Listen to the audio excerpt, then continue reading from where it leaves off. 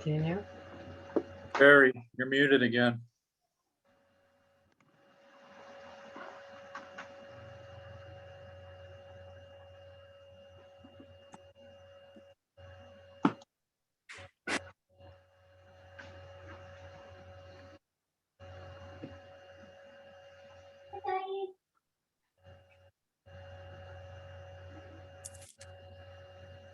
Portions on Saturday evening when 300 to 400 young people gathered there through the aid of social media, word of mouth, and other means.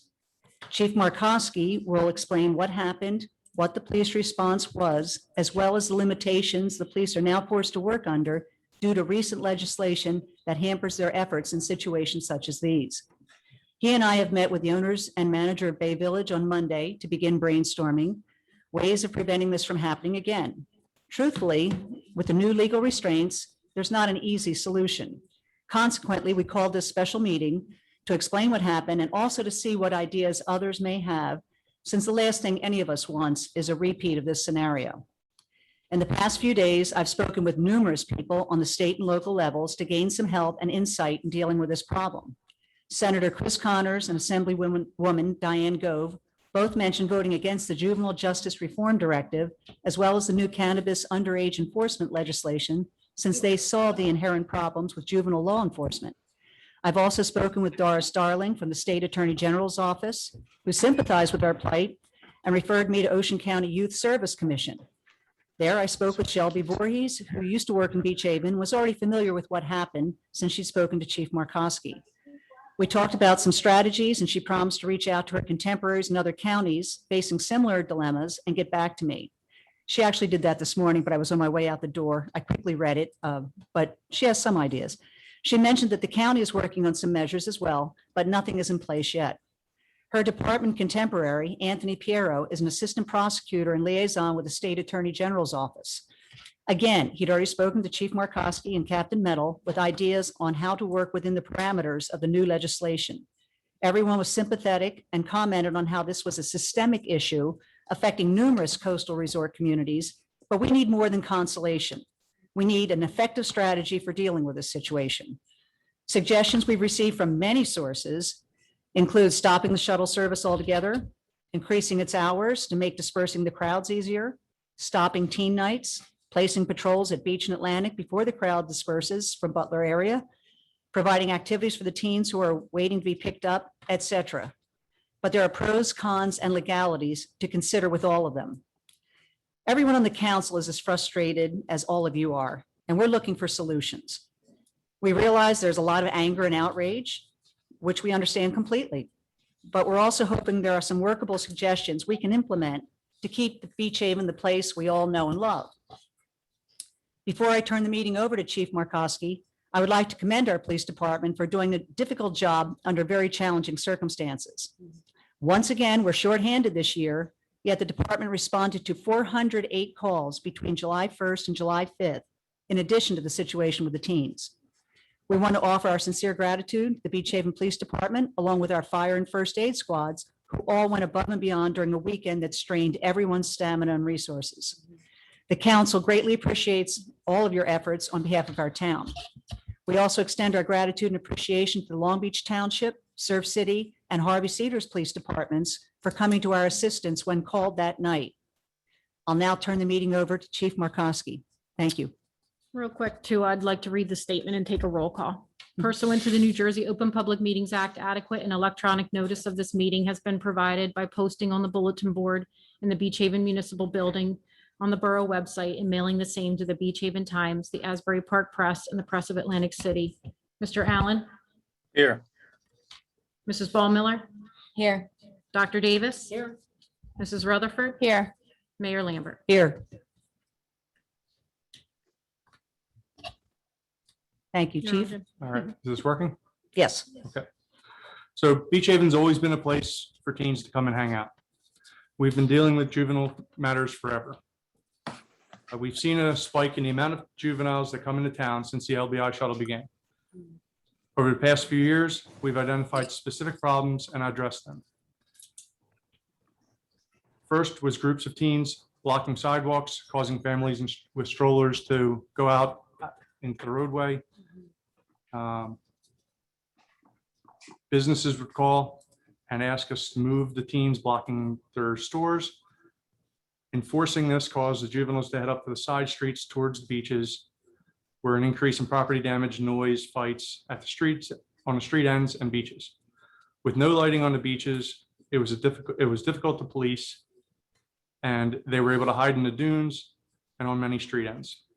We implemented a 9 p.m. curfew on the beach, which has worked out great. There's less damage. The dune fences aren't getting pulled out anymore. Beach Haven's the only town on the island that I'm aware of that has a curfew. Our curfew on the streets and parks is midnight for anyone under 18. Our curfew's been in effect since at least 1975. I just spoke with retired Chief McCaffrey. Said it's been there as long as he can remember. This worked out, but the JVs did not stop coming. They keep coming down. It became more of a game of chasing them around the residential areas. 3 years ago, we began using William Butler Park. And that's down on 9th Street at Bayfront. We added some cameras down there. We added lighting. And while it's not ideal for the residents who border the parking lot, it's keeping them away from the oceanfront areas, the boulevard. It's allowing the people who want to go shopping to be able to use the sidewalks and get into the stores. It allows for much less disruption in the residential areas. For the most part, this has been a great location. The majority of the JVs are not looking to cause damage or start fights. They're here on vacation, looking to meet other kids their age and just hang out. We have officers stationed around the park, and they address problems as they arise. The latest dilemma is that when the park is emptying out, it's a mass amount of teens that are trying to figure out ways to get home. A lot of them walk from the north through Long Beach, ride their bikes, and take the LBI shuttle. They're left, because the LBI shuttle ends at 10 o'clock, they're left with no ride home. We're currently addressing this issue with the LBI shuttle. The township is the town that runs this shuttle. It's their shuttle service. They're going to bring two shuttles directly down to Butler Park at 11 p.m. on Friday and Saturday nights. And then we'll announce to the teams that are in the park that this is the last shuttle out of town. If you need a ride, please get on. They already bring a shuttle down to teen night at Bird and Betty's at the end of the night to help alleviate the problem there. The events on July 3rd were a result of a larger than normal crowd on the biggest holiday weekend we have. The group of juveniles at the park that night were all well behaved, calm, and we didn't have any problems there at all. As the crowd reached, we dispersed the crowd. As the crowd reached Bay Avenue, the group grew in size and began towards the side streets. We're learning more information every day from the events that it was not just random. I've received calls from parents, business owners who have advised that this was set up as a flash mob style crowd. These events are becoming more common, especially at the shore areas. We were fully staffed that night, and with the help of the other local towns, we were able to keep the juveniles moving and break up large groups. I've been asked a million questions about why don't we just lock the kids up and start writing tickets. In December of 2020, the governor implemented the Juvenile Justice Reform Act. This effectively ties our hands when dealing with juveniles. This, along with the legalization of marijuana for recreational use, has had a major impact on keeping kids safe.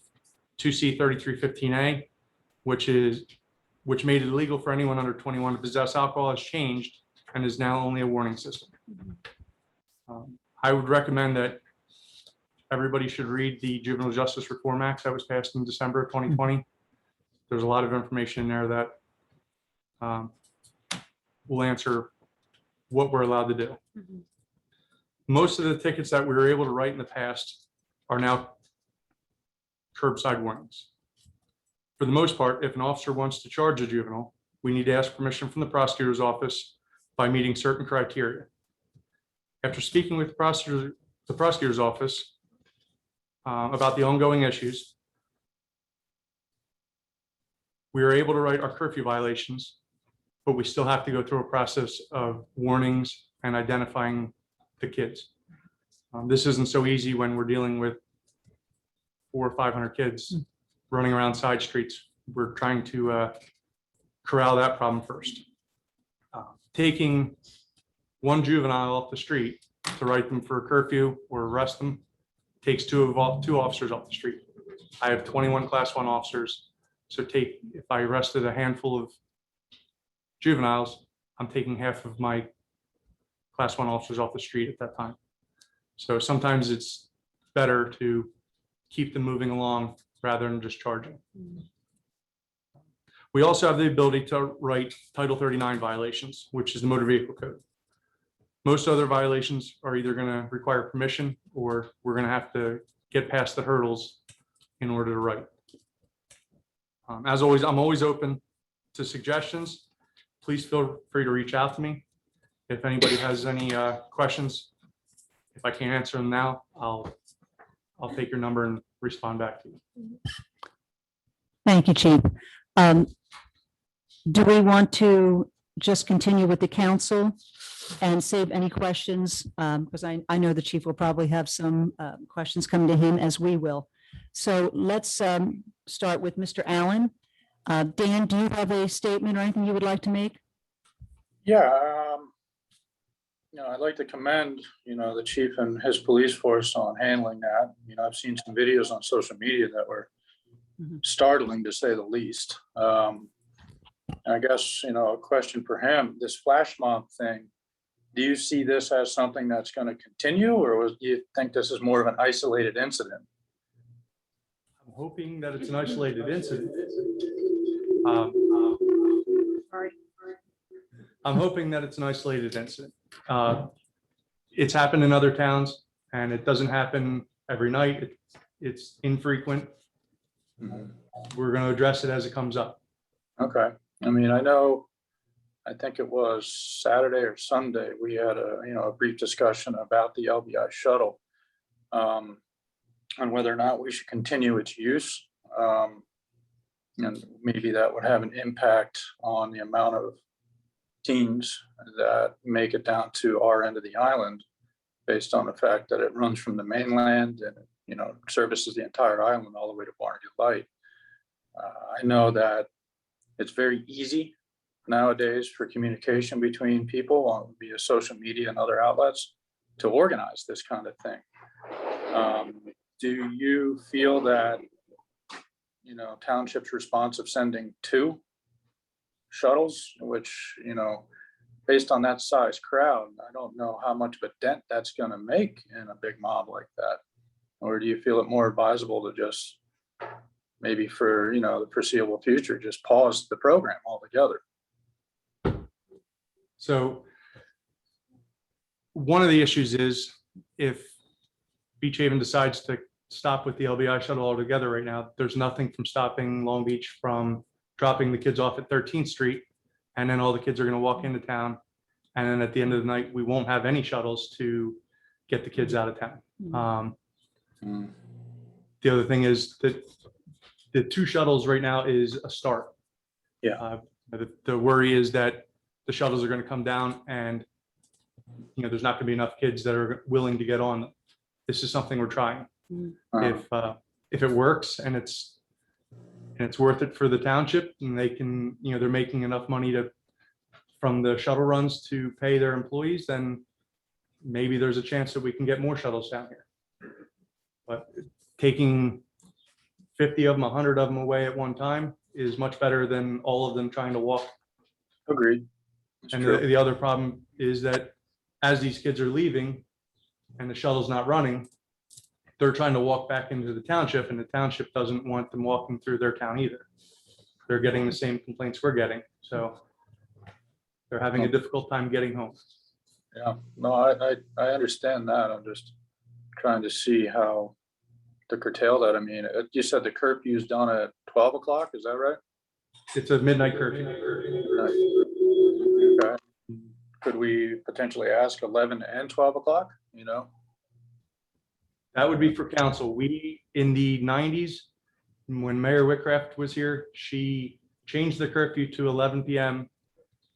And a bunch of businesses that thrive off of juveniles got together and were going to sue the town. And there was the chance that we were going to lose our curfew altogether. Right. What I understand, the curfew was put into place to keep the juveniles away from the drinking crowd. And we don't want to have teenagers intermingling with, grown adults who are intoxicated. It only causes fights. And, that's usually in the past when we've had to start enforcing it much more is when the two would start interacting. So I don't think that an earlier curfew is going to help, but if the council wanted to try it, it's something that we could try. I mean, I don't think an earlier curfew is going to help either myself. I mean, we had talked, you suggested maybe making it later to give the kids more time to filter out naturally. But, if we do something like that, I agree with keeping the bar crowd and the kids away from each other wholeheartedly. But, I'm just trying to figure out the best way to reduce the size of that mass exodus that, we see happening. I think maybe 2 sets of shuttles, 4 out of town saying, hey, give them more opportunity to get home, and see what happens. So the mass exodus last week was because we were clearing the park earlier at night, trying to get the kids out of town by midnight. We cleared the park. It was after 10 o'clock. They started clearing the park out. And the problem was that there was still a lot of people shopping up on the boulevard. There was a lot of traffic coming through town. We're hoping that at midnight, if we leave them in the park till midnight, that maybe they'll slowly dissipate and leave town little by little, and it won't be such a mass exodus. And then the LBI shuttle, having a couple of them down there at 11 o'clock, maybe that'll help take a few more of them out. You're still going to have kids that rode their bike here and walked here. They're still going to be looking for ways to get home, and they're still going to try to walk home. I mean, that's something we're working on right now with the township. Okay. Well, that's all I have. I'll give someone else a chance. Thanks, Chief. Thanks, Dan.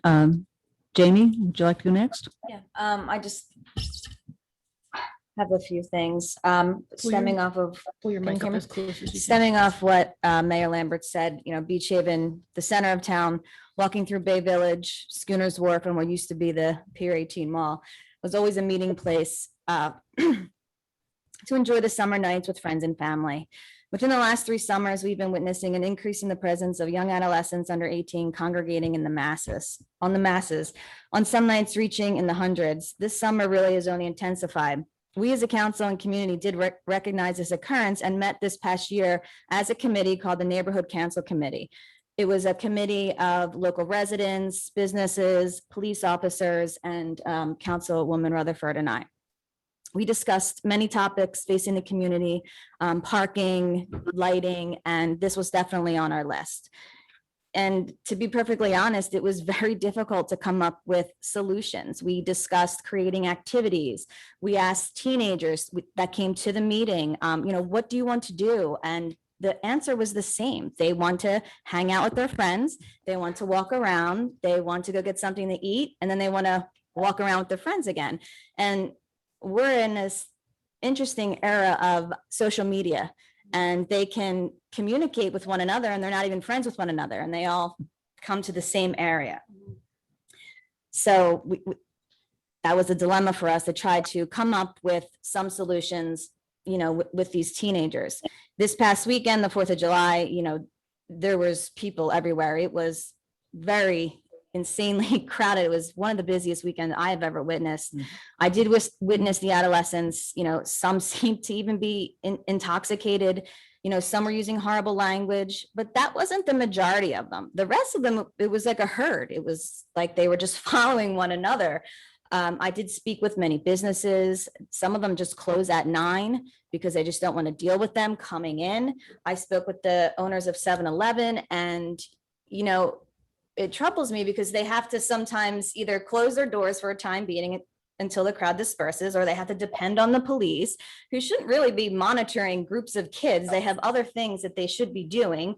And urinating on buildings, neighbors complaining about the trash. I mean, I've seen the videos of the crowds trying to get into people's garage. We'll take public comment in a few minutes.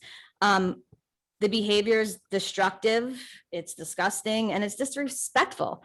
So my question is, how do we define this problem? What is the root causes of this behavior? There has to be solutions that are more effective and sustainable than stricter rules and greater police enforcement. We wrote a letter as a council and a borough to all the rental homes that went out. It's on our borough website. It includes recreational activities that we offer, some etiquette, some guidelines, and it also includes a small note to parents. And it's stated that there's no vacationing from parenting. Most of us up here are parents. We do not advise you to turn your kids loose or to just hang out, although our town is very safe and is one of the reasons why we chose to raise our families here. When we're in these large groups of unsupervised teenagers, that just can't happen. So, I had suggestions from residents, why do teenagers act like this? Well, they're teenagers, most of them will grow out of this. They're trapped in this phase of, I'm not a child, but I'm not yet an adult. They undergo these, profound transformations, but we really still need to figure out some solution. So one of the reasons for this meeting is to talk to the public, ask for your comments, and try to figure out, what we can do as a town. As a council in a town, we can provide safe beaches. Our police make this town safe. Our volunteers and our first aid squad and our fire department come to rescue us when we need them. But some of the root causes, I do believe that, and if you're listening and you're a parent of these adolescents, you need to make sure that your child is home at curfew. You need to make sure you know where they are. We all have children with cell phones and we all have 360. I know exactly where my daughter is right now. She's sitting on the couch, probably, who knows what. But we know where they are. If they're at Taylor and they're most likely behaving okay, they just want to hang out, make sure they're home at curfew. Make sure, when they come home, that they're not intoxicated. And we really need some support from the community and the parents, because we're doing the best that we can here. So I did have one question. How many officers do we have to put down at Butler Park to supervise these teens? Like, how many officers we're taking off the street to just supervise teenagers? We have 21 Class 1 officers. They were all working that night. Okay. Every bar had lines down the sidewalk and around their buildings. So some were there. When this happened, they left all those areas and went and responded. Right. We had at least 5 cars on the road with full-time and Class 2 officers. I was there. We had Harvey Cedars, we had Surf City car, and multiple Long Beach cars. So there was a lot. Right. We're up and down every street using the spotlights, using the air horns, using the PA speakers, trying to keep them moving. So Yeah, I mean, I was out keeping- there. I walked to 7-Eleven, Quinn and I was like, okay, like we're turning around. We're not going in here tonight. Keeping them moving is probably the best bet right now, because it keeps them from gathering and fighting. Okay, And- so we're pretty much done with the 10 p.m. curfew, COVID curfew. That's Yeah. done. It's COVID curfew, the yeah, COVID curfew is done. It's impossible. We can't charge a juvenile with violating our emergency order. Right. We can charge a curfew, or we can charge curfew to a juvenile for our curfew violation of midnight. Last year, we used the emergency order at 10 o'clock was to keep the kids, because they were mainly unvaccinated. It was to keep them from gathering in too big of groups all night. And that's kind of over. Right. So and you're keeping Butler Park open till midnight as well? Yes. Okay. And the reason why we're keeping it open till midnight now is, since that happened, the next few nights we've kept it open. And we've noticed a lot less kids leaving in big groups. They're leaving sporadically, because Right. for the most part, most of the kids need to be home at midnight. You would hope, Even- you would even- think so. And Even the kids who really don't have curfews, the parents still want them home around midnight because parents know that there's people, the bars are open and stuff like that. They want their kids home by Right. midnight, and most of the kids start heading out after 11, between 11 and 12. And then at 12 o'clock, the kids that are left, then we're able to enforce curfew. Remember, we have a lot of businesses in town that are open, like Fantasy Island, a lot of the ice cream places, They're open till they're midnight. open till midnight. Yeah, They're, and it's all kids in the arcade. Mhm. It's- But you did do that curfew last weekend, the 12 o'clock, and it's still at No, last weekend, we were still trying to close the park by 10. by 10. Okay, Yeah. but So since That's what I then, thought, 'cause we've I been saw- letting them in the park till midnight, and we haven't had any issues. okay.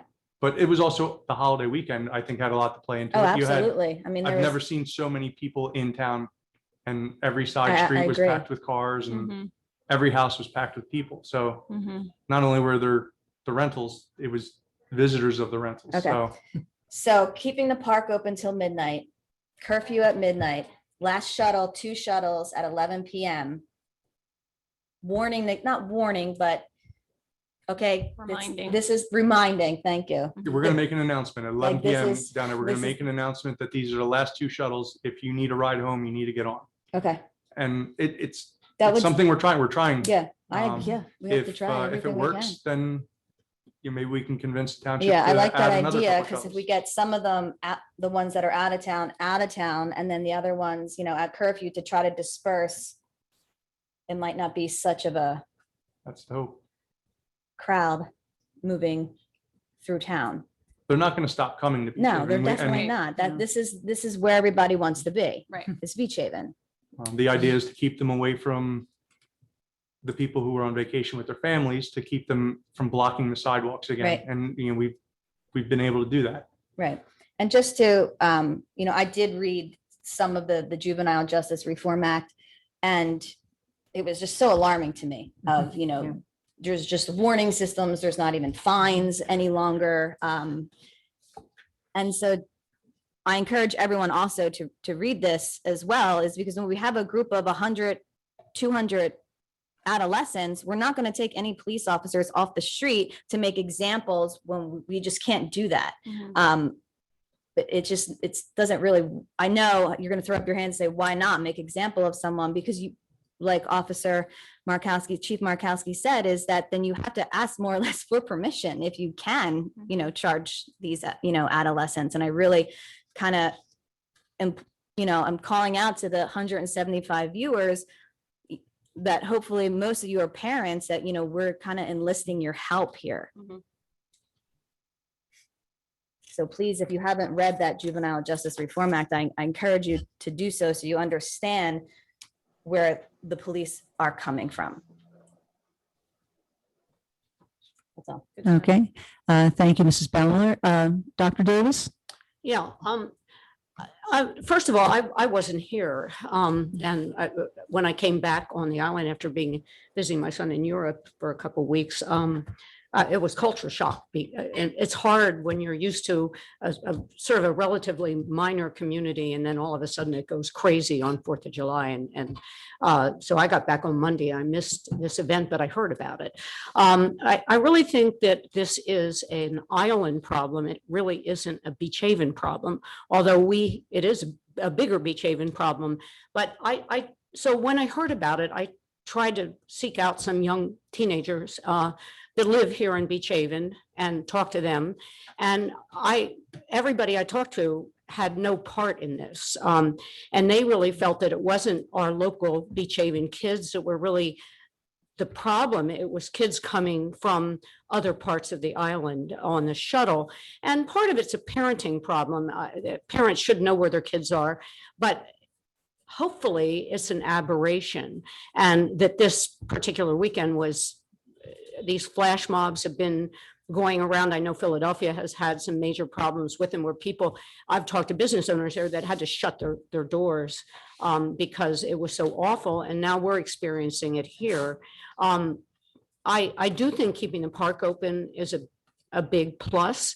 And I think that we really need to spend more time talking to the other towns on the island to see what they can do to help us. And I think the idea of having the shuttles come to get the kids, and maybe try this out, maybe if we could get a couple of shuttles at 10 and a couple at 11 and a couple at midnight, might even help the situation more. In the last couple of years, when I was mayor and we had these issues, I did try to walk around Taylor Avenue and go from the beach down to Bay Village. And most of the time, the kids were pretty decent. And I really think in general, kids are pretty nice. I mean, one time there was a lot of issues down at Butler Park. So I went down a couple days in a row after that, and I walked around, and I must have dropped my cell phone somewhere along the line. And some kid came by and said, "Did you drop this?" I mean, people were really nice. They were very polite. It's the problem when you get this giant number of them, and having been a teacher, be it a college professor, but you know, most of the time kids are really good, but when you get 2 or 3 instigators in a crowd that rally them, you know, get them all riled up and everything, then that's when you start having problems. And I think that's probably what happened.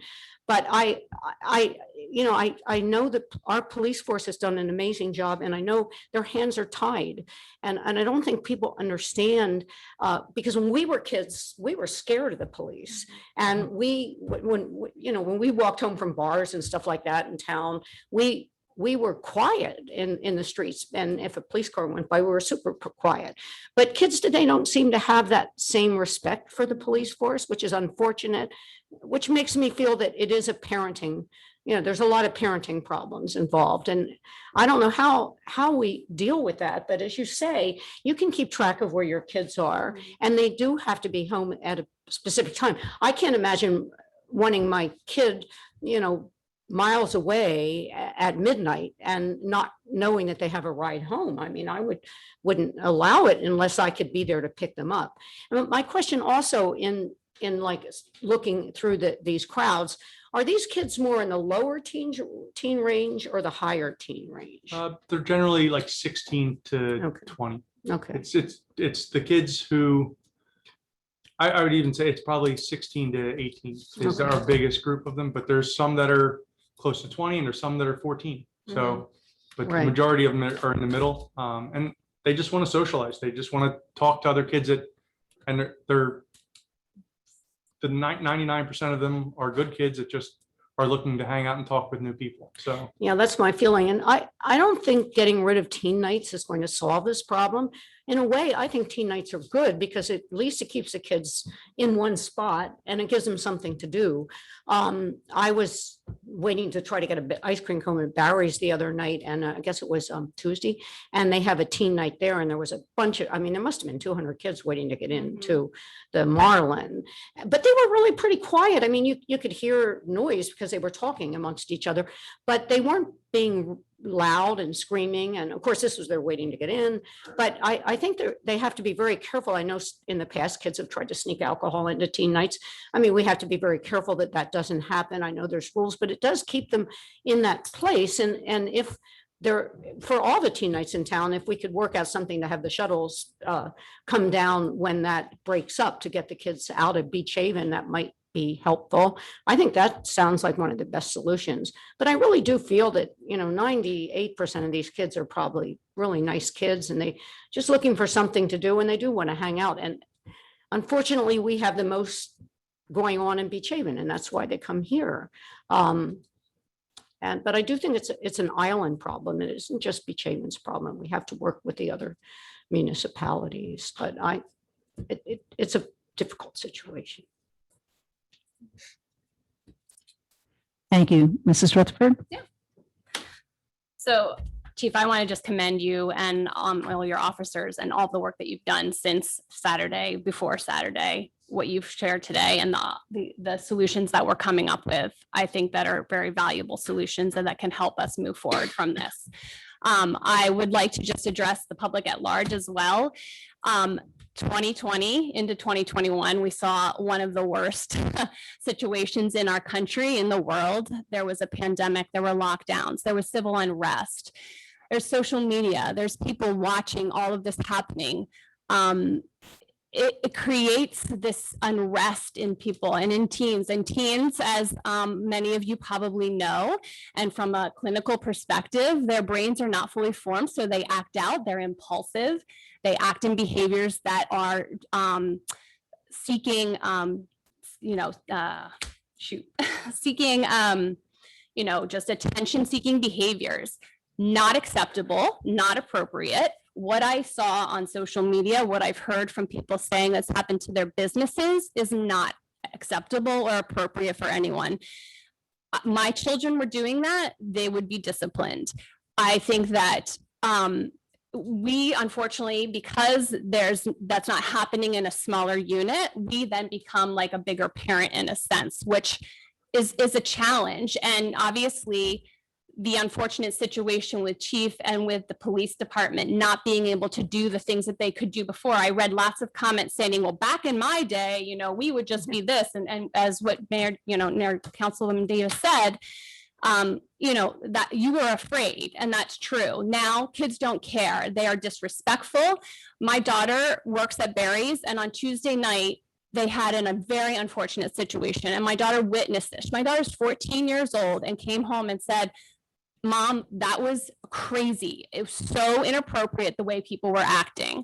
Tuesday night also, those children that were standing in the teen line waiting to get in were also trying to get into Barry's to try to utilize their restrooms and things like that, because they've been waiting in this line to get into these events. I think that that's the responsibility of the business owners to be able to make sure that that's being taken care of.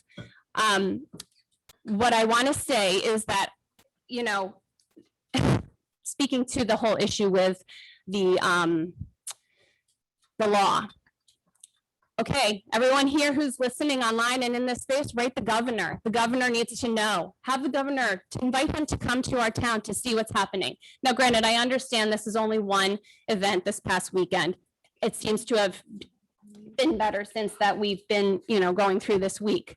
But if it continues to happen, he is the one, and the council or the Congress and those people who are passing these laws are the ones that are creating situations for chief and his police department and other police departments in our state, for that matter. So if we want to solve this problem, it needs to come to the state level. And I encourage everyone to be able to write the governor and write your state senators and your congressmen and go to the county. I'm thankful that Mayor Lambert has been speaking with lots of people at that level to understand how to move forward with this. So in the end, if you see something, say something. Don't just complain about it. Obviously Chief is wanting to hear from what's going on in town. And so, make sure that, you're doing your due diligence, be responsible, speak up. I want to say, and really, in all honesty, and I think I've said this before, the responsibility starts with me, starts with each one of us. So, I want to serve our town in a way that gives people who, of course, now we are the best town in Ocean County for people to come to. I want that to continue. I want families to want to feel safe to come here. I want our police department to be able to enforce the laws that they need to enforce so that people do feel safe to come here. If we don't continue this, then unfortunately, people won't be coming here, and our businesses will suffer.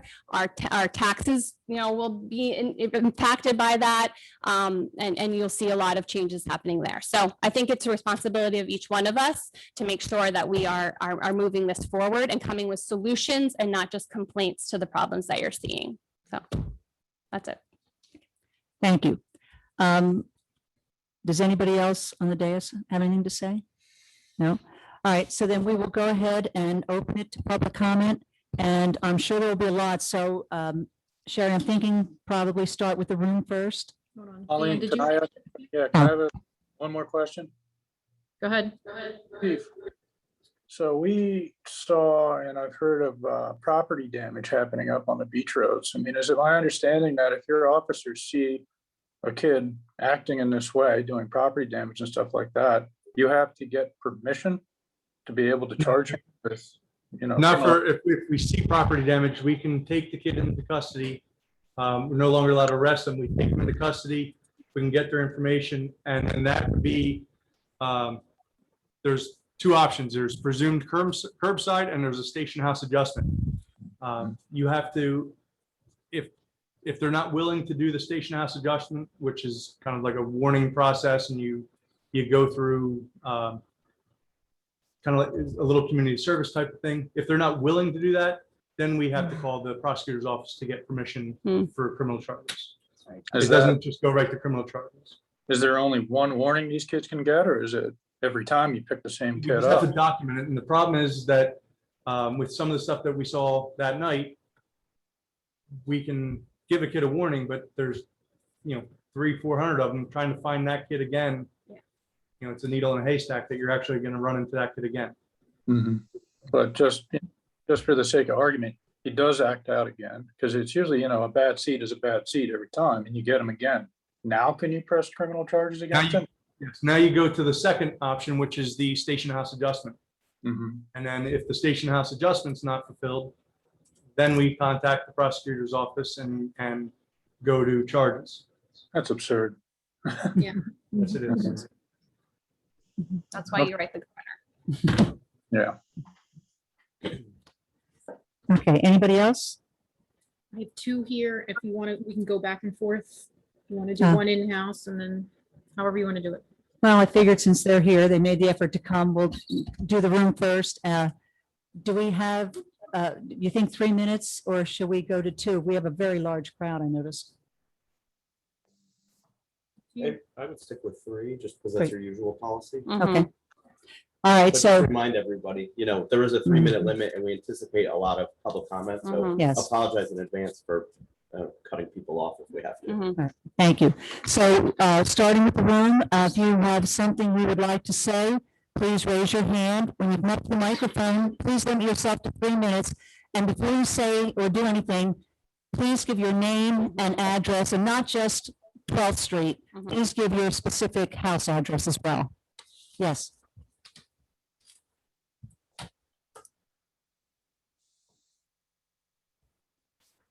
Good afternoon. Anne-Marie Yule, 309 Essex Avenue here in Beach Haven. First, I want to thank you for giving us the opportunity to speak today, and also for being very proactive in something that I know is very difficult for all of us who have been down here in Beach Haven. I've been here for 12 years right now. I too have not seen the magnitude that I've seen, but I have written down a couple of suggestions that I'd like you to consider maybe moving forward might be helpful. First, speaking about the police department, I think that one thing that we should start thinking about is some cybersecurity, maybe having some sort of training or task force where we do have monitoring of social media. This will give us the opportunity to know what is out there, and if reinforcements are necessary, we can then start calling on different types of support to help us if we know that there's an event brewing. Some of that support could be, I don't know if New Jersey has a mounted patrol, but mounted patrols deal with crowds. So I don't know if there's an ability to bring in some mounted patrol, but also to giving the police the reinforcements they need, especially in training. I'm not sure if there's training out there about crowd control and or mob mentality, because if we are able to train our police, we better equip them with things that they could use according to the law, and also to the training in the background. Mhm. The other thing that I think is really important, what I've seen, we don't rent our home, but people around me do. And what I'm finding is the capacity of the renting itself. Mhm. If the house can only hold, I don't know, 8 people, we're Mhm. seeing 12, 14, Mhm. and 15 people showing up. Mhm. I don't exactly know how to police that. I don't know if, as homeowners that rent, if there's some sort of registration process, but we have to start looking at those capacities, even overnight capacities. So we either have to start holding the homeowners responsible for the people that they're renting to, and somehow we have to hold the renters responsible as well. I have not actually read the juvenile, the new rules around juvenile justice. I do plan on doing that. I don't know how we could, we might not be able to hold the juveniles responsible, but we can hold the parents responsible. So if a juvenile is picked up according to the law, is there a possibility where the parents now are responsible for their children's behavior?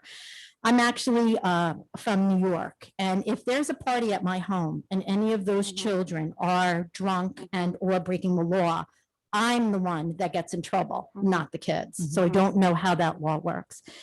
And then finally, just talking about parent responsibility, it's very easy to look at someone and teach them how to parent. But what we don't understand is that there's a huge substance abuse problem, not only with our children, but also too with adults. So just think about that too. That's probably another cause. Thank you. Thank you very much. Perfect. Thank you. Is there anybody else? Yes. Yes, that's the lady in the back there.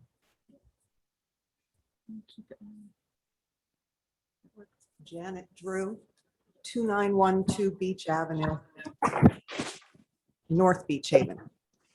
I came because at my home address in Maine, I've been really involved in criminal justice issues. And kids' brains are different. They lack impulse control. Think of kids as kids. Now we don't. We think of them as they should act like adults when they're not. I personally think that that's the reason and believe that that's the reason we have less laws that say you can arrest kids. It's traumatic. Arrest is traumatic for anybody, as a family, whether you're an adult or a child. We don't want to arrest children. So I know, I think you came up with some great solutions.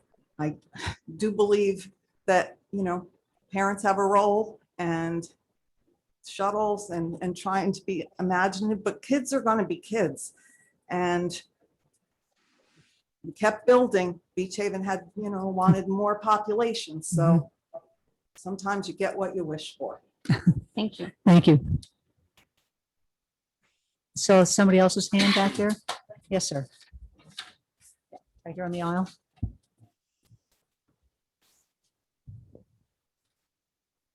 Patrick Adams, 121 East 11th Street.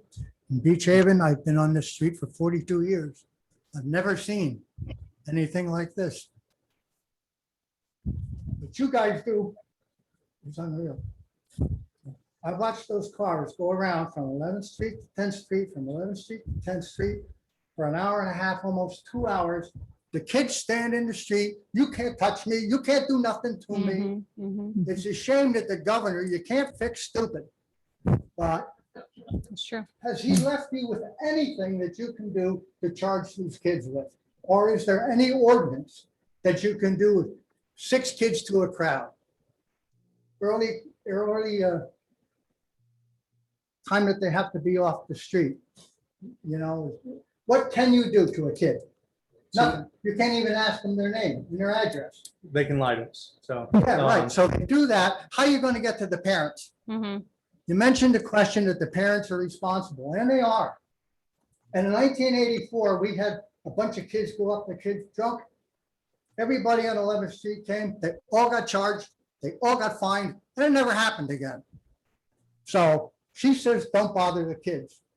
You talked about coddling the kids a little bit, and let's make everything for the kids doesn't help this community. And Beach Haven is a family community. It has been for the whole 42 years that I'm here and longer. Well, if this crap keeps up, it's not going to be a family community anymore. I understand kids need places to go and things to do, but the abuse that you guys took from the cops, from the kids, was unbelievable.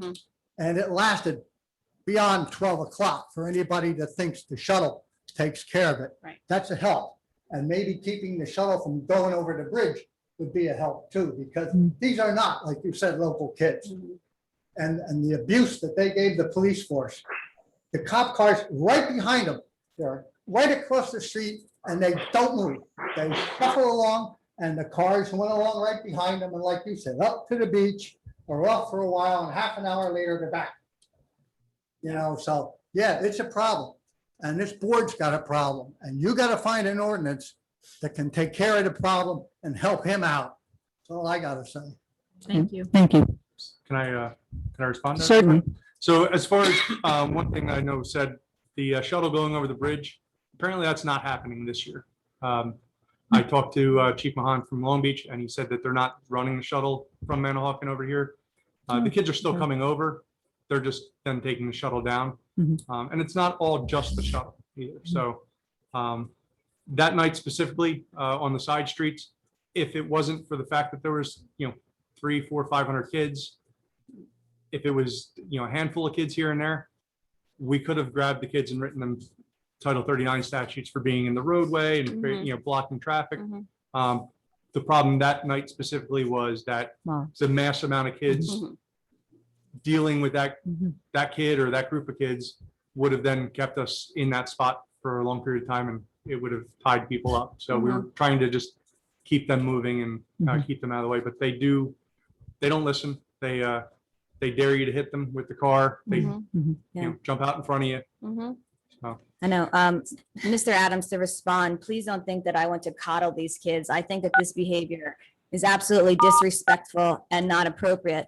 What I was trying to get at, more effective and sustainable than stricter rules and greater police enforcement, is that we can't create an ordinance because these state laws trump all of our ordinances. So we could put an ordinance in place saying you can do this and this and that, but the state laws trump our laws. That's why I think you can't fix it. I can't, so please don't think that I wanted to coddle the situation, because I was disgusted walking around with my daughter and I couldn't go into 7-Eleven because I was scared. So I wish back in the day, we would get citations and, I got, a fine, and they took my license away for 3 months.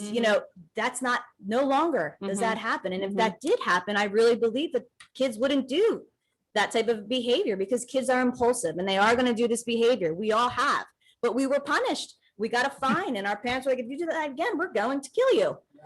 But those days are gone. So we have to think of outside the box, but it's so hard for me to think outside the box because I was brought up in a different time period. Right. So that's why. And children mimic their parents. And I will tell you, just where I live on Center Street, watching the mass amounts of people, parents with their small children in strollers, walking down the middle of the street while cars are going, bikes are going. I start yelling. My husband suggested getting an air horn. I know that's not appropriate, but it just is unbelievable. And so they're watching what their parents are doing. And so, and as you said, unfortunately, addiction breeds addiction. Behaviors are mimicked. This is a very challenging situation that we have at hand. So thank you for your comments. Yeah, and I just want to comment on the previous comment. Also, we are going to look into we do have a rental ordinance on the books. I did read it. I think it definitely needs to be updated. Hasn't been looked at in a while. It now needs to be looked at. And, we do have a list of our rental properties because they have to have a fire inspection every year. So, and that's how we have a mailing list where we did mail a letter out to all of our rentals. So it is something that we are going to be taking a look at and contacting other towns with the same issue and see if we can come together, because I also have rental properties on my street and I've witnessed these capacities. So that is going to happen as well. And just to piggyback on that, we've all seen these houses that we've, been here 50, 60, 70 years, the little Cape Cods going down, and what is being built in its place. Instead of having a 3-bedroom house, you now have an 8 to 10 bedroom house. And, Beach Haven in that respect is kind of a victim of its own success. It's such a great place that people are coming. And there are a lot of things I think we need to consider going forward. Right here and now, that's not a big help, but that is part of the problem that we are seeing. Sue?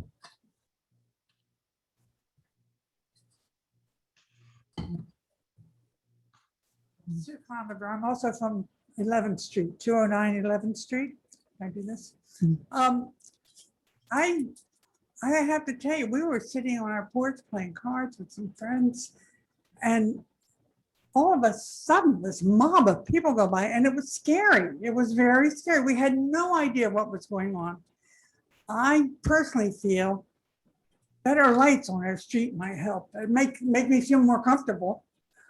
We couldn't see what was going on. All we heard these kids and we saw the cop cars and we had no idea what was, and we're in our 80s, you know? That's scary to be there. And I think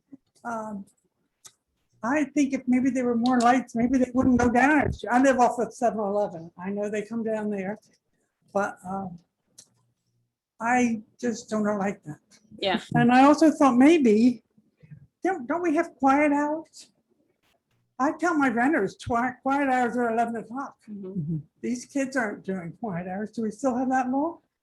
Yeah, so quiet hours apply to adults. Yeah. We can't write To the adults. noise ordinance to juveniles. Same thing, we can't write the urinating in public to juveniles. Wow.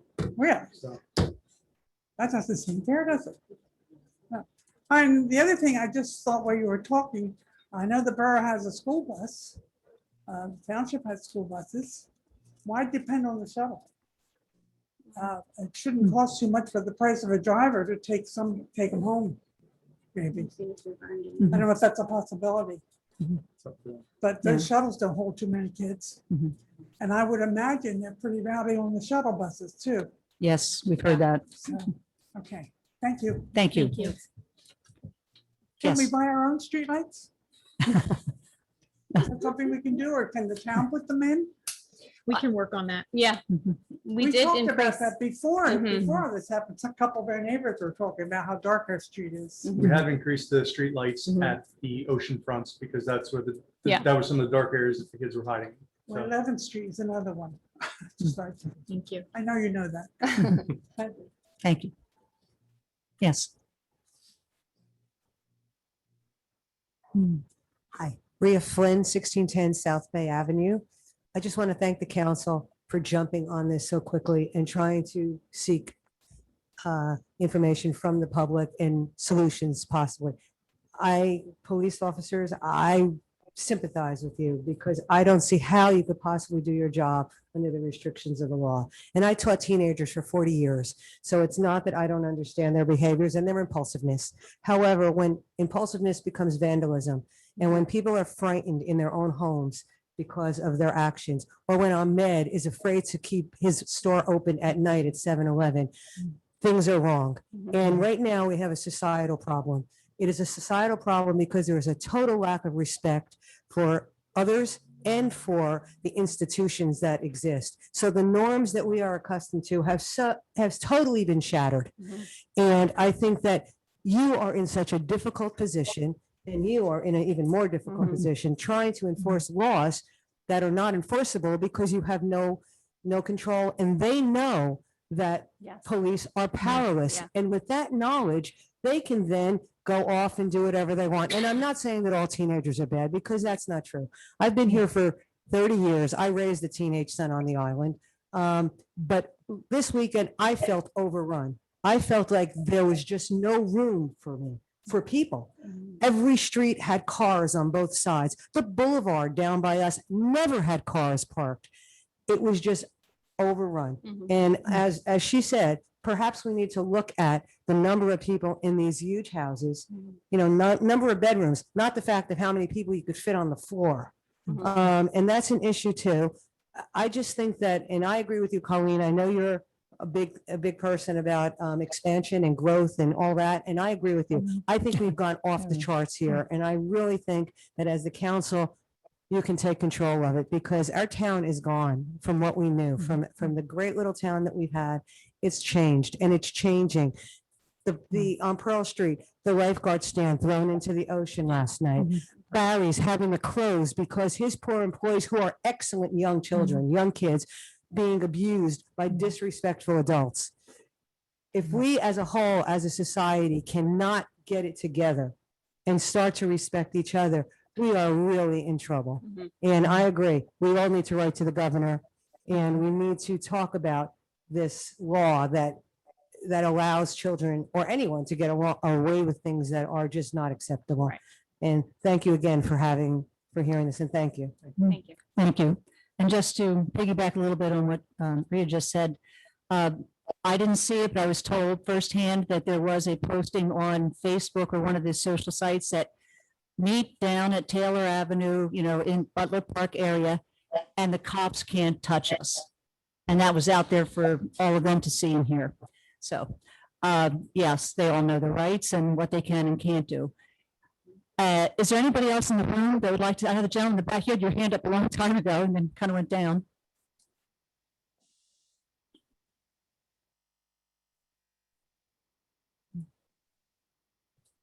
Bill Heights, 106 Fifth Street. I appreciate that you're having a special meeting. I appreciate, Chief, all the hard work that you and your depleted police force is doing. I think that's one of the immediate situations that has to be taken care of. Get some backing for this man. Let him do his job, okay? I've been on the island for 35 years. Was born here as a kid on vacation, and this is unrecognizable. What's going on? The 10 o'clock curfew worked. That's where I think problems started. There are other issues, but 10 o'clock worked. The fact that Butler Park and other parks are, the curfew is midnight, you're inviting the people here. Fantasy Island, these other places, open to midnight, you're inviting the young people here. Not only that, you're providing transportation for them. You ring the dinner bell and they're answering, okay? 12 o'clock doesn't mean they're gonna go home. They're looking for parties. You have to crack down on the house parties.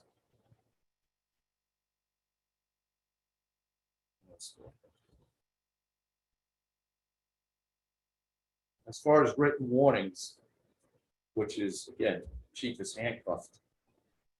How many written warnings were you guys able to give out, Chief? That night, none. We were too busy pushing the kids. Okay, so what use is a written warning or a threat of a written warning? Okay.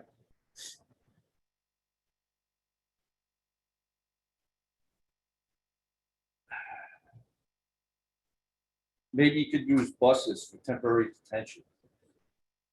I don't know if that's possible with the restrictions that, I know you guys are handcuffed to what you can do, but it's an idea. And final note is this, it's bad now. And most of the board was here and saw what was happening. I would suggest that everybody spend a couple of weekends here and maybe next 4th of July to see what's happening in this town, okay? And what's gonna happen? What dinner bell are you guys gonna ring if pot stores are gonna be available for these kids? Thank you. Thank you. Is there anybody else in the room? Yes. Hi, Kim Pileggi, 428 3rd Street. I'll just be quick. So I'm a local realtor and we all kind of realized that the crowd was not the local kids. What if you worked with the real estate agencies, the letter that you sent out to the rental owners? Now you only have a list of homeowners who have registered for the fire inspection. I can tell you the vast majority of our rental inventory, they don't do the fire inspection. So you only have a partial list of whose homes are being rented. What if a letter was sent to the agencies that goes into the rental that. check-in packets? We did that. What? We sent the letter to every realtor on the island, Really? from tip to tip. Huh, okay, because that was my suggestion, because the parents of these kids may not know what time curfew is. We sent it. So I don't even recall seeing it. Yeah. So maybe that might need to be reinforced or sent again or something in light of recent circumstances, because we all know it's not the local kids Can I creating ask- these. Can I ask you a question? scenes. If, Sure. if you're a real estate agent and you have rental properties, we give out a certificate in Beach Haven, whether or not they've been certified for fire inspection. As a real estate agent, I would hope that you would ask your rental properties to provide that. We do, some of them send it, some of them don't. And Then with- they don't rent with you.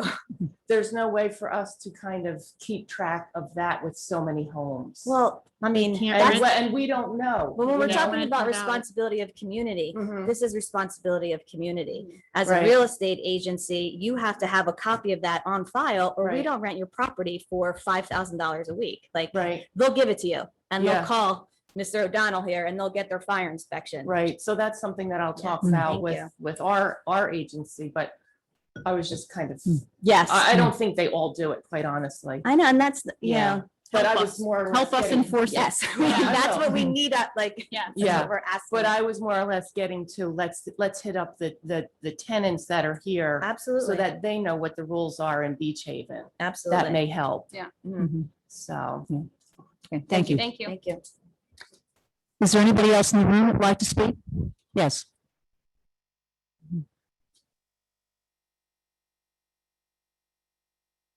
My name is Loretta Lemongello. I live at 834 North Beach Avenue in Beach Haven.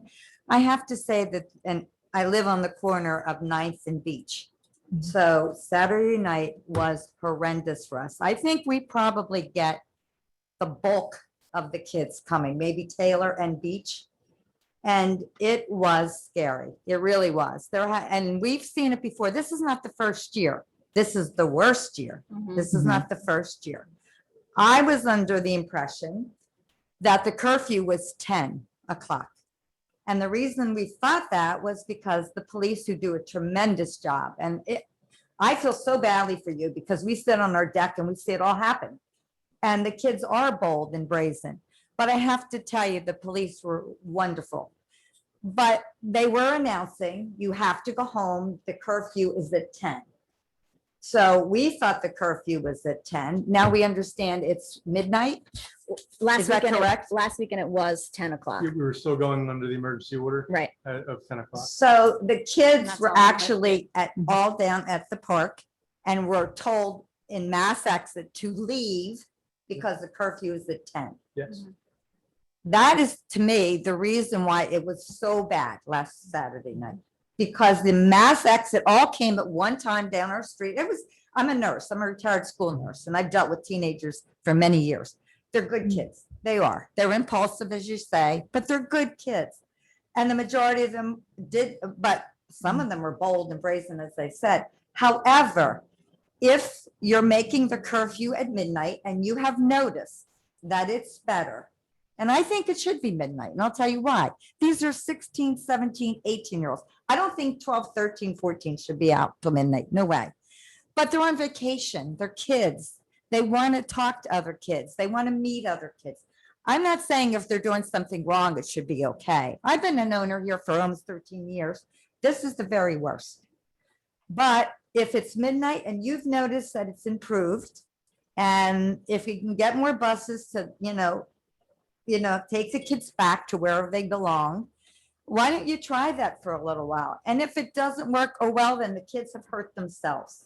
That's where. Then they get the idea, we did it to ourselves. Somehow, some way, hopefully that's what happens. But I do think midnight is reasonable for a 16, 17-year-old. I really do. I think 10 o'clock was too early. I mean, a lot of people disagree, but I think 10 o'clock was too early because I'll tell you, when it was 10 o'clock last summer with the virus and everything, it was bad. There were nights it was bad then too, but this was the very worst. But I do want to thank you for having the meeting and commend the police because they do an excellent job. They're always very respectful of the kids. I got to tell you, as a senior citizen, it takes everything I have not to go down there. Really, we have 3 kids standing at the bottom of our front door, and my son-in-law was sitting on the deck and the dog barked. And he said, F your dog. And my son-in-law said, excuse me? And he said, and F you. And it took everything from my son-in-law not to go down there and wring some necks. And I got to be honest, they were smoking something because I could see from where I was. And I thought, I have to be afraid of some teenagers at my age standing in front of my home, talking like that. However, you do be afraid. You are a little afraid. You don't want to get them riled up. You don't want trouble to get worse. But I do sort of tend to go along with what you said, Chief, that you've noticed with the 12 o'clock, it's a little better. Thank you, Okay, Loretta. thank you. Thank you. Anybody else in the audience? Yes, sir. My name is Owen Beament. I live at 101 11th. I don't know that you have a solvable problem. I think your problem lies in Trenton and the law that has tied the hands of law enforcement. So I think you're stuck. The only good thing about 4th of July weekend is nobody was stabbed, nobody was shot. As soon as that happens, you'll be on the national news, then you can try to solve the problem. Thank you. Thank you. Thank you. Anybody else in the room? Okay, you know what's, We have a lot of people that. yeah, we have, let's Once before get we through, right, let's get through everybody once, because we have a lot of people who are waiting via Zoom to come in, so.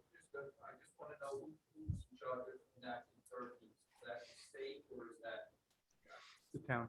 The town. Yeah. Okay, Sherry, you Wanna want go this? Okay, we're gonna go start to hear public comment from those on the Zoom. I'll call on you one at a time. Mr. Harvey, John Harvey, you can unmute yourself, state your name and address for the record.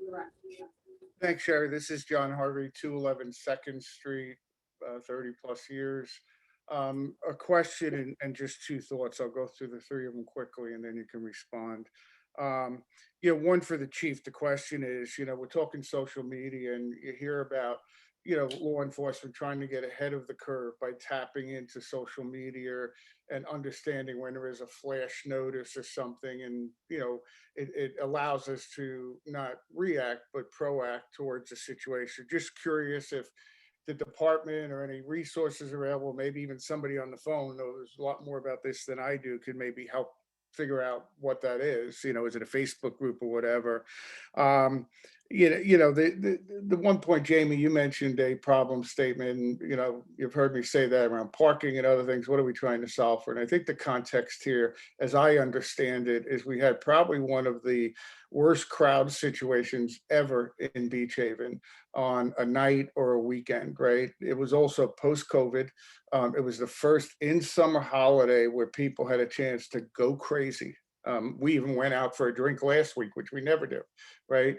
And so, I understand, it's not acceptable, and I get that.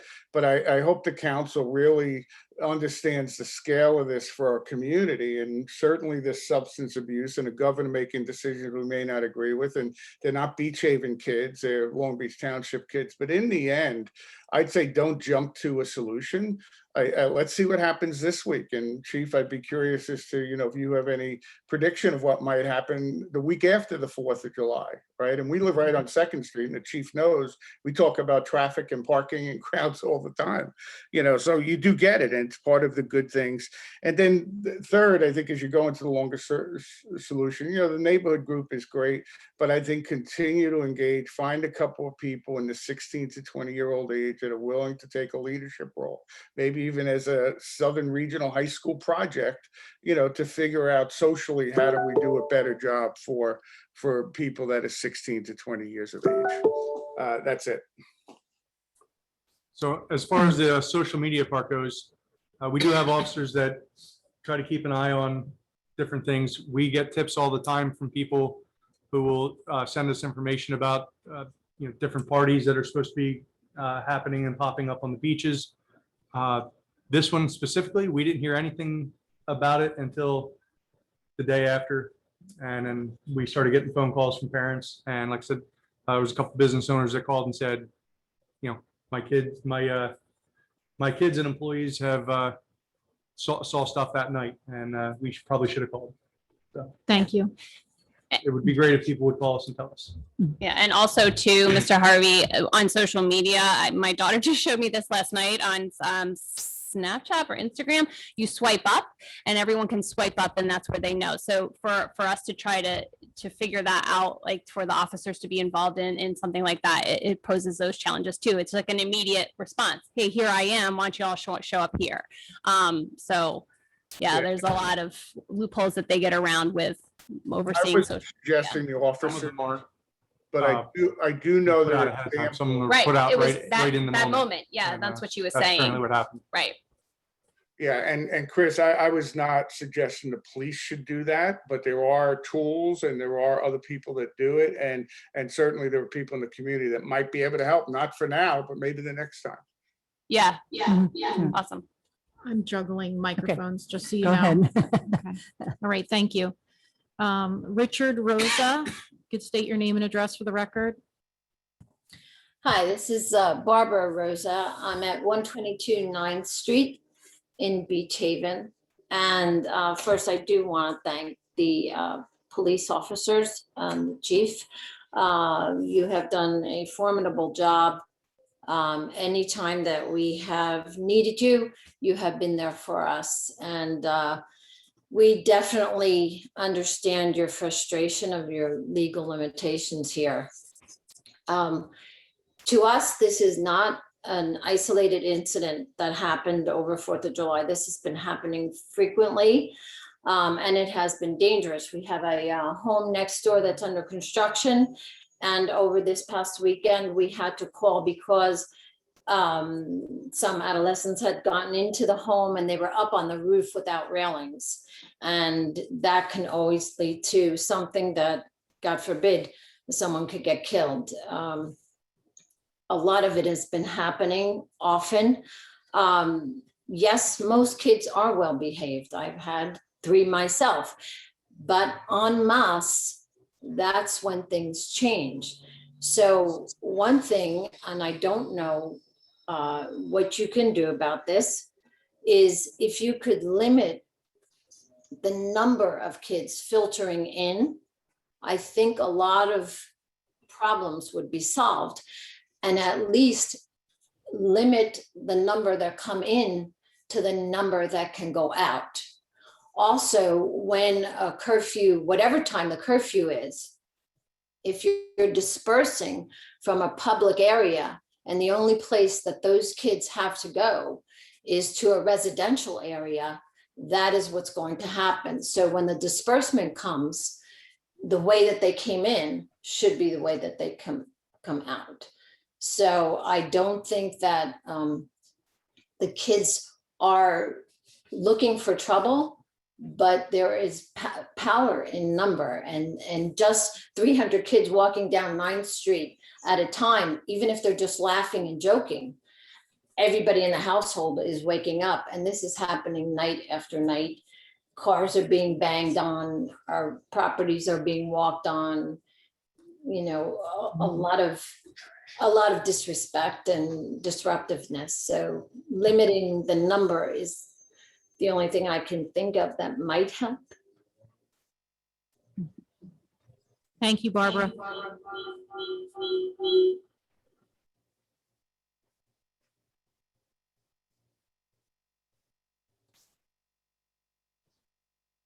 Joe Felice.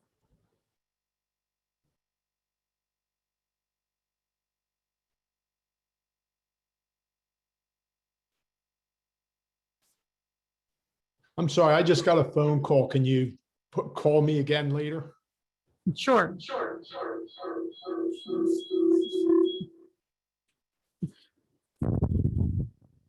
Suzanne Fairley.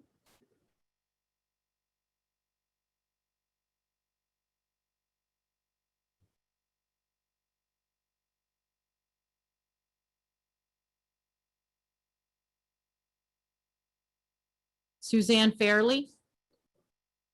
I'm sorry, I thought you could hear me, Sherry. Can you hear me now? Yeah, go Can you ahead. hear me now? Okay, great. Suzanne Fairley, 219 Jeffries Avenue, Beach Haven. We've owned there for 23 years, and so I've been able to see a lot of the changes that have gone on, and nothing like this last weekend, unfortunately, or sadly. Thank you to Mayor Lambert and the council for having this meeting so quickly. Thank you to our chief of police for handling things as well as you did, which was amazing considering the number of people that were out there and how short-staffed you are. So we appreciate that. Aside from all the comments made earlier, my bigger concern is if we do open up Beach Haven to be the only cannabis delivery location on the island, that will only further aggravate the problem that we have of teenagers and other people wanting to come to our section of the island, and along with the parking, the people walking the streets. You don't have to be underage to get anything. You know that you can go into a store and get things if you're underage by having somebody else get it for you. And that certainly would happen then. We are no different than any other place that might have a cannabis delivery. And if we are the only island, the only township on the island with cannabis delivery, that will only further propagate the knowledge of our township to the wrong people on the island. That's just a comment that I wanted to make. Thank you. Thank you. Amanda Burden. Hi, so I want to add my thanks to the council for having this meeting and allowing people to talk about it. And I also want to add my thanks to the police chief and the police for dealing with what is a very difficult. Amanda, can you state your address for me, please? Certainly, sorry, 218 Amber Street in Beach Haven. So I am curious because I heard the chief of police refer to this, and my memory is in the 90s, there was a time when this was really rough and there were a lot of kids kind of doing something similar, not on as big a scale as what happened Saturday night. And Mayor Whitcraft, I think, was able to address it. Was it just the curfew? Were there other things that she and the council at that time were able to employ? I know we live in a different time, but are there any lessons from what was done at that time that we could pull into play now to help us? So sure. in the 90s, when Mayor Whitcraft did that, I do remember that we almost lost our curfew altogether due to lawsuits. So we don't want to take that chance again. The other things that happened right around that time period were the quiet zones and the noise complaints and the stuff like that. That stuff doesn't apply to juveniles, so it's difficult to get to that level by writing a juvenile a curfew violation. The very first step of the curbside is ordinance violations and activity that's dangerous and disruptive, but not necessarily unlawful. Those are just warnings. Sure. And I agree with everyone who said to write the governor, but there are other people maybe we could also pull into this. You know, we have state representatives, state government, local officials who are involved in crafting these laws, even if they voted against them. My hunch is they really didn't hear from us about these laws. And so it's maybe time for those folks to hear from us, and maybe it's time for our congressman and possibly even our US senator to hear about this and talk to us about this, because it is really an unintended consequence of what they did. And I think I understand some of their thinking behind this law, but there's a loss for these kids. You know, the kids who are standing in the street challenging people, thinking that the police can't touch them. That's only until they reach age X. And then they reach age X plus 1, and they've missed out on those really valuable lessons of what it is that you can and can't do, and where the barriers are. And I'm sure nobody hoped for those things to happen. I also think maybe there's a way to get the house renters to attest to some kind of rules about, you know, what they're going to do. I know on like the VRBO site, there's all kinds of things that people have to attest to when they rent a place. So I don't know how that could be worked out, but it might be an option. And then I'll just end with, I know we think the virus is behind us, and it's definitely markedly better, but it's not done with us. And the summer is always better for this virus. And the people who were running around the streets are going to most likely, if they are in contact with the virus, be asymptomatic carriers who could potentially hurt these other people. And is there any safety measure in that? Is there anything that could be employed in that to at least help us as we try and figure out longer term solutions? Thank you, Amanda. Thank you. Something I'll have to get an answer from the health department. James Naletta. Yes, hi, thank you. Can you hear me? Yes.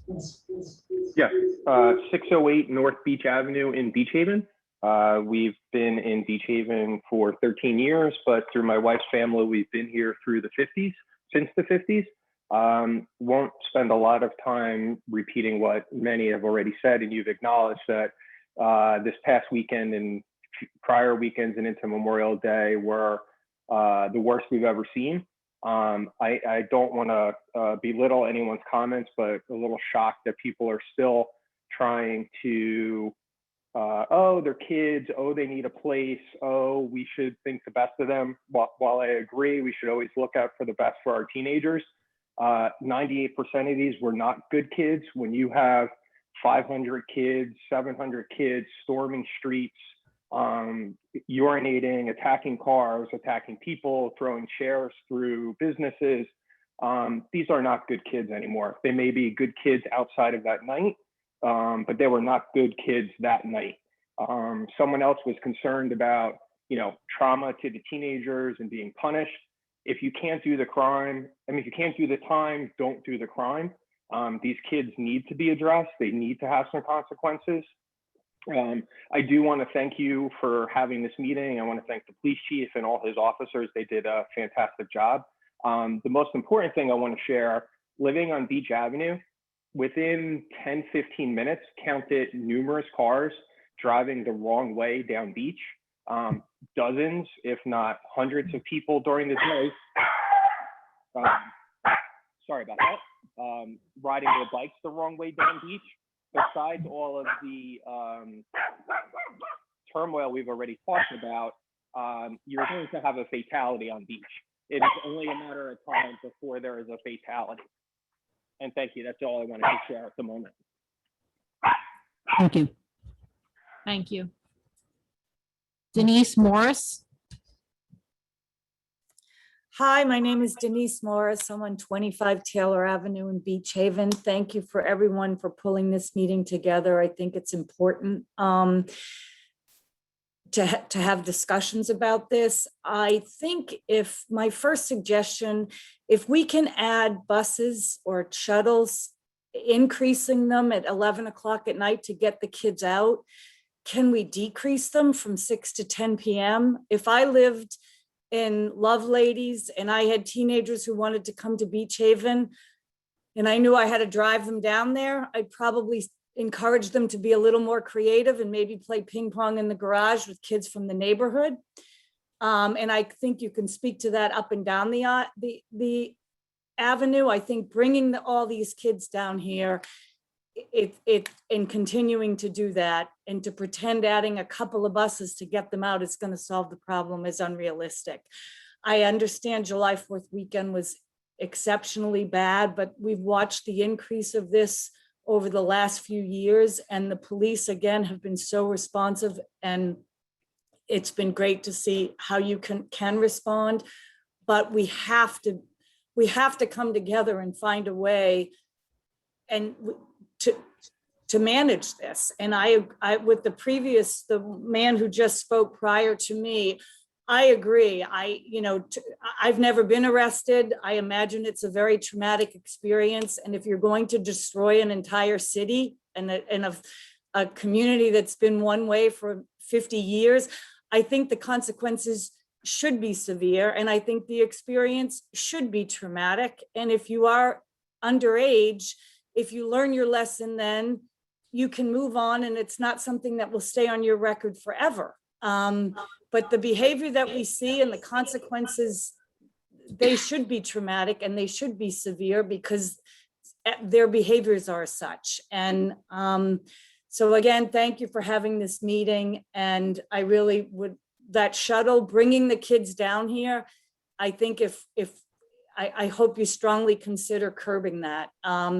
adding the buses to get them out is a great idea, but I think we can also decrease the amount of kids who show up. Thank you. Thank you. Joe Felice? Yeah, thank you. Joe Felice. I'm a rental owner at 826 North Atlantic. I live in PA. I just want to give my perspective. And first off, Chief, yeah, my condolences. I'm a 32-and-a-half-year retired police officer from Pennsylvania, and there's not a morning in the last year and a half I haven't thanked the good Lord I'm retired. Part of this behavior is these kids and their parents have been watching for the last year and a half people rioting, looting businesses, vandalizing businesses and homes with absolutely no repercussions, and the denigration of police departments across the entire country by the same politicians that passed this juvenile reform law, which I was not aware of until just today. I come from a kick button, take names era of police enforcement where you answered for your actions. So I don't know what the answer is other than you got to get out to vote and get these nitwits out, because somebody else said it. You can't fix stupid. And they pass these laws that make it absolutely impossible to enforce the laws that give good order to your community. As a rental owner, I will not rent to groups. It is strictly families. I refuse to have groups in my home. And when I have had I'm there since 2001, I've had 2 incidents where I didn't like the way the people treated the property and they don't come back. I put them on the blacklist. They ain't coming back. I have never been down there in the summer because I do rent, but I hear what's going on. And up until today, I never understood why these kids weren't being dragged off by the cuff of the neck and charged. Now I know why. And that's out of the police control. That's your state legislature. And, I don't know how you control that other than at the ballot box. If you put them in, you get what you vote for. And obviously they don't think that there's any need to enforce laws with juveniles. So, I did get the letter from the borough. I want to confirm that the borough did send out those letters to the rental owners, and I copied it, put it on the bulletin board, and put it in the welcome book that I have there for the renters so that they're fully aware of what all the restrictions are and what the availabilities are in the community. So you can only do that much. If you got parents that are going to allow their kids to run rampant, I don't know how you control that other than hold the parents responsible. So thanks for letting me take the time. Thank you. Christine Kep? Hi, Christine Copy, 509 Center Street, Beach Haven. Thank you to the council, police, fire and rescue. This past weekend is something I have never seen in 49 years of living here in terms of the amount of people, cars per household, parking. Watched 2 life flights occur, watched CPR being done. Lifeguards' response was unbelievable. Hats off to everybody. Living here, it was a proud moment and a scary moment at the same time. That being said, trying to not repeat too much. I do have teenagers. Occasionally they go down there. We have a household curfew, which is age appropriate of 11 o'clock, as do all of their friends. They do say it is a lot of kids from out of town, as has been stated. When they get off work, they want to see their friends for a little bit, and I feel like that's okay. Someone mentioned taking away teen night. I don't think that's a great idea. That's giving them something to do, something to look forward to.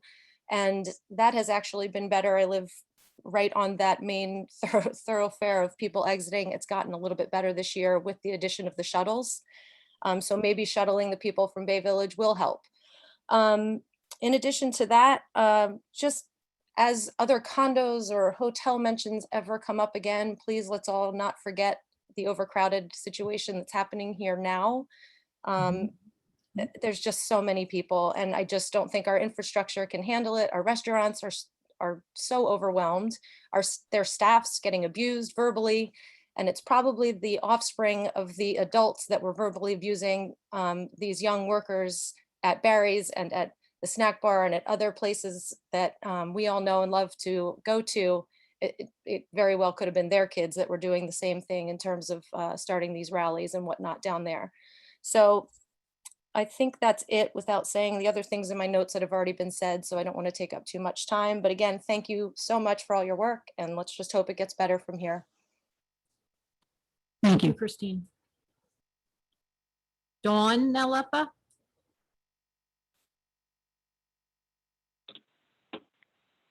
Hi, this is Dawn. Can you hear me?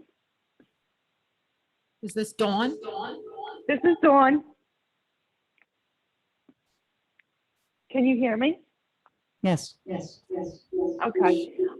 So I apologize. My husband was just on the call and we had a delivery. So I kind of want to wrap up what he was talking about. As he said, I'm at 608 North Beach Avenue and the one-way traffic going the wrong way. I just really am actually surprised that nobody has been killed at this point. And that includes bicycles going the wrong way, right? Because when you're a car and you're looking for traffic, you're not looking for traffic coming the wrong direction on a one-way. I don't know if this will solve the problem. My suggestion, I know that we have one-way signs, but is there a way that at each intersection, an arrow in the appropriate direction be painted in the middle of the intersection? I don't know that that will alleviate it. I do think some people intentionally drive the wrong way because they think, oh, I'm just going to cut over a block and I'm just going to get where I need to real quick rather than go around the entire block. I also want to reiterate that actions have consequences. I have children that I have children that have been I'm sorry. I have children that have grown up there. I've been there since the 60s. My family's been there since the 50s. I have to tell you, my father in 1965 got a $100 ticket for being at a house party. I got a $1,500 fine for being outside and being too noisy at a rental house in my 20s. My cousin has received tickets for being on the beach after hours. So there were consequences. And guess what? That first night of my rental when I received that fine, it never happened again. I was quiet the rest of the week. So there has to be consequences. I'm tired of hearing that children are going to be, somehow scarred for life if there's punishment. But guess what? Consequences have punishments. And I will escalate this at the state level. I did not vote for the people that are in there making these decisions. And I will continue to vote the right way to get these things changed. And I also do want to say that I am extremely happy and thankful for the police officers that we have, all of the law enforcement, and for the town council for addressing this. Thank you. Thank you. The next hand raised is a repeat. Is there anybody else who would like to speak for the first time? Yes. I would like to speak if I possible. just address one thing real quick. Certainly. Just to answer, it was brought up a couple times about the wrong way and the bicyclists and stuff on Beach Avenue. We do have officers, class ones during the day that we put up there, and they have been enforcing it. Some tickets have been written. It's just, since this happened, we've moved them back to nights for the time being. So now we only have 2 up there during the day. Trying to answer the things that are happening that are creating the most problems. So we do have every intention on enforcing the one-way stuff and the bicycles not stopping at stop signs, and the vehicles traveling their own way. Yeah, and that was also in our letter to the Yes. the rental properties as well. I see you, Sandy. You can go ahead and state your name and address for the record. Hi, Sandy Close, 225 11th Street in Beach Haven. My husband Bob is here also. So a lot of good points have been made. This is a huge problem, but this is not a brand new problem. This has been progressively getting worse for years. Unfortunately, we are right next to 7-Eleven. So I think that, and I've spoken to people in the past about, a possible ordinance. I think that, first of all, the police are doing an exceptional job. My husband is retired from the Beach Haven Police. I've lived here my entire life year round. So we have seen changes in Beach Haven, and not really for the better. I think that, many of our year-round families have left. It's become more business-minded. I think sometimes the businesses are more catered to, but we still have a lot of families that live here that have to put up with these things. So, I do have a couple of ideas. I think that, I know Chief Markowski said that the curfew being earlier, businesses threatened to sue, which I guess is their right to do. But then I think that the businesses have to be held accountable. And I think that he is 100% right that the traffic needs to keep moving. When the kids stand in one spot, they gather, they get the mob mentality. We can't even sit out on our decks because there is nonstop urinating on the side of 7-Eleven, fights in the parking lot, they block traffic, they break bottles. It is horrific. I think that 7-Eleven, you have some very responsible businesses like Fantasy Island. They have security out there. Just an employee wearing a security shirt is enough to keep the kids moving. 7-Eleven often has one employee for their whole night shift and they're inside. Nobody is outside. So that is where everybody gathers. And same with Taylor Ave. And it's also, I know a lot come on the shuttle, but a lot are being dropped off by their parents. They're driving them over. 7-Eleven is the drop off, 7-Eleven is the pickup. They're smoking pot. And I don't know if you guys realize how dangerous 4th of July was over at the Taylor Ave Bay Park. We walked over. There was a huge delay in the fireworks and there were so many people jammed into that area. And some of these wonderful teenagers that are looking for trouble were setting off huge fireworks in the crowd. So all of a sudden, fireworks were just erupting where people were standing just a foot or two away. So we are so lucky that people, the children were injured or lose a leg. And the police do not have the manpower to handle this type of crowd. So we can't expect them to do it. We have to be proactive. Businesses, I think, that operate after 10 p.m., we need an ordinance saying that they need security. They need to provide an outside personnel with a security shirt to keep the traffic moving. I think that will be a huge curb. I think we need to end the shuttle because parents are just dropping their kids off over the bridge and they're coming here. I mean, I think it should be ended for the whole island. And then, because the ones that are using it are the kids coming down to Beach Haven. We're at 3 minutes, Sandy. Okay, that's it. That's my main point. But I think the businesses really need to have to be responsible at night. Thank you. Thank you. Okay. Mary Sullivan.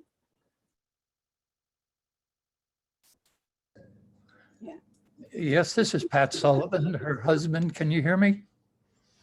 Yes. We're at 318 6th Street, Beach Haven. And compliments to the chief and all his staff and also to the council for addressing this. If all the police can do is move the crowds when they get so large, I wonder what is the effectiveness of the bicycle patrols in Beach Haven? And if they are considered effective generally, then why don't we hire a flood of the seasonal bicycle patrols to keep such loud crowds moving? Thank you. So I can answer. The manpower issue, I have 21 class 1s, I have 4 class 2s, and I have 13 full-time officers. On the 4th of July, on the Sunday when fireworks went off, everybody was here. We had budgeted for 30 class 1 officers. I ended up with 21 because I believe with the way society is right now, people don't want to become police officers. We're having a problem getting applicants. For 30 spots, we had, I believe, 24 applicants, which we usually have between 100 and 200 applicants. So it's an issue with getting people that want to work.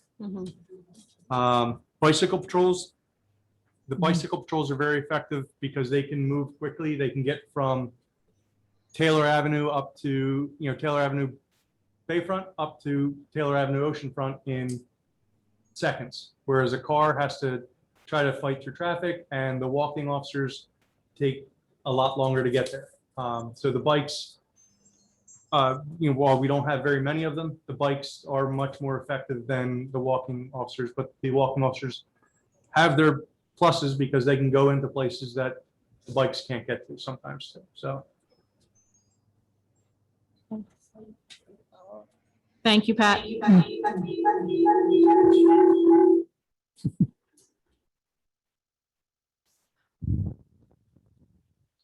Any other member of the public on Zoom wish to be heard? I do have one person with a hand raised that's a repeat. Any person wish to be heard for the first time?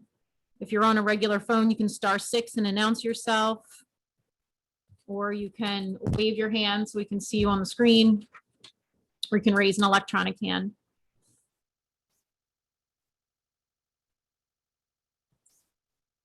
Amanda Burden. Hi, Amanda Burden, 218 Amber Street. I was just asking 2 points.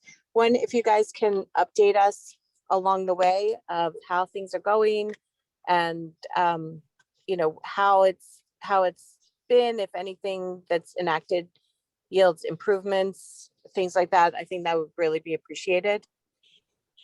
And then I also just wanted to add my voice to the others who talked about their concerns about the cannabis issue, really feeding this and making it even more of a problem. Thank you. Thank you. I have no problem giving updates on this. We used to have a neighborhood watch program and it ended years ago because nobody showed up anymore. If people are interested in doing that again, we can start it up. We were usually doing it on Fridays around 5 p.m. If that's something that somebody be interested in doing, we could start that back up again. You could just contact me and go from there. Mayor, that's all the hands I have up on Zoom. Oh, we just got another one. Hold on. Janet Drew. Yes, I'm also a repeat speaker. I was there and then I came home to listen on Zoom. I heard, you know, a lot about consequences, and I was the person who talked about kids' brains and impulse control. I think, I'm not saying that there shouldn't be consequences, but to say that the consequence should be the trauma of arrest is, it means that you've never experienced having anyone close to you arrested, is all I can think, because to wish any of that on a family or kids, it sets them down a road that it statistically shows them more likely to have future problems. Doesn't mean there shouldn't be consequences, but I hope that we look for solutions that don't involve arrest, which I think is the point of New Jersey's law, not that people don't have consequences. Thank you. Thank you. Yeah. Right. Seeing no more comments, then we will close this portion to public comment. And I guess I'm sorry. Yes. I had a question. I spoke earlier. Do our police have body cameras? We do. We just got them. They're being set up. The servers been set up. We just have to get them deployed. We just took order of them, I believe, last week. So when the juvenile looks into your camera and gives his name, maybe he'll slowly answer. And then you put it in a database. It's not permitted. They're not allowed to have, their names aren't allowed to be in databases, and that was one of the rules in the Juvenile Justice Act. And that's a trending problem. They're already used to being recorded. We've been recording people for years with our vehicle cameras, and we've had the body mics. Chief, it's state mandated now. It is state mandated. That all, right, just it's state mandated that all police officers have body cams, and Chief made it that the class ones either are within range of one or have one as well. Yeah, if there's a group of, if we don't have enough body cameras, the two of them can, right, somebody in that group has to wear. Yeah, so we video them. I feel like they like to be videoed. They video us. Yeah, I mean, I mean, it's video them with our patrol cars. It's nothing new. It's just a new tool to learn how to use. Anyone else? All right, then we will close the public comment portion of the meeting and move on to final remarks by council. Okay, Mrs. Butler would like to go first. I just wanted to if we can take away two things that we've learned, and it's definitely how, the chief has told us, one about this Juvenile Justice Reform Act, which Mr. Padula just sent to all the council, if you haven't read it. I was wondering if it's possible to post that on our website, so you, as the public, will have, the opportunity to read through that and see, what types of laws are being passed at the state level, so we can, take a more proactive approach in the future about these laws being passed at the state level. And the second, also, remember the time that we live in, it's very interesting, the lack of disrespect that we see for our law officers, and it's very disheartening. And just again, to take away with the point is, the chief, we did budget for 30 Class 1 officers, and 21 were hired. 24 only applied, where in the past over at least 100 applicants. And because of, the time that we're living in, the lack of disrespect that we have for authority really has to be taken care of. And we as a community really have to come together and figure out a way to stop this disrespect. I don't know if it starts at home. I know in my home, I make sure that my daughter respects all the police officers. They all know her by name. And she knows that, if she disrespects authority, especially police officers, she will be in deep trouble. And I really believe that some of this has to start at the home as parents. So thank you everyone for coming to this meeting. I have a whole laundry list of things that I'm going to definitely be working on and trying to use as our township ordinances again, but our hands are tied when it comes to these state laws, because we have to follow those state laws. We cannot create an ordinance that goes against a state law. It's just, that's not how it works. So thank you everyone for coming and your comments. Thank you. Mr. Allen?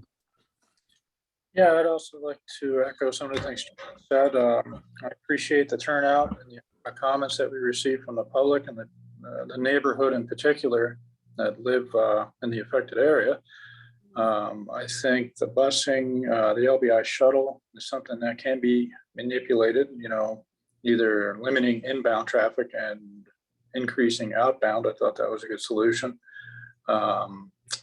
I'd like to see how this weekend plays out. We do have another meeting on July 12th that, if people are interested, they can attend and we can revisit and see if, increased shuttle presence and a later curfew did help. I hope it does. I also think that revisiting the rental capacity and the rental ordinances would be a great step to help curb overcrowding in general. And outside of that, I hope everybody is buckling up. Tonight's going to be an interesting night with Tropical Storm Elsa is going to go by us late tonight, early tomorrow morning. I hope everybody's aware and getting prepared for that. Thank you. Thank you. Dr. Davis? I concur with everybody else. I think we've learned a lot tonight, and I think the police force is doing a great job, and I know they'll continue to keep an eye on this. But I again want to reiterate, this is not just a Beach Haven problem. It's a problem of the whole island. Beach Haven is not different, really. It's just that we have more people and they come here, and the township's having similar problems. It's just more exacerbated in Beach Haven. Mrs. Rutherford? I just keep it short today. The Neighborhood Watch program sounds like an awesome thing to do. I'd be totally 100% happy to start that up again. I can help with that, whatever needs to happen. I think that's a great idea. And again, write your state senators, your congressmen, your assemblies, the governor, to help our law enforcement here. That's my takeaway today. Everything else was great. I've got a lot of notes as well. So thank you. So that leaves me. And again, I want to thank everybody for their participation today. I know, especially if you're living in the north end of town, you're angry, you're frustrated. We get it. And we are not sitting here doing nothing. We are trying. And I think very good inroads were made today. I can't say enough, Chief Marcosi. We've seen a lot of each other and talked to each other a lot in the last few days. We realize that the vast majority of teens are good kids, but when you get in those huge numbers and peer pressure kicks in, all kinds of things can happen. So when you know your team is going out, ask them where they're going, ask them who they're meeting, and ask them what they plan on doing. And if it seems like they're heading over to that area, maybe discourage them from getting in a big group and finding a smaller group of friends to hang with, because we really need to try to disperse that group before it even gets started, truthfully. Excuse me, we know Beach Haven is a great place to live and vacation. We certainly want to keep it that way. I think we have some good workable things to try, but we do need everybody's help. And again, thank you all very much. And hopefully, we learned a few things today that will help us. That's all I have. Okay, is there a motion to adjourn the meeting? Motion to adjourn. Is there a second? All in favor? Aye. Thank you. Meeting adjourned. Thank you for coming.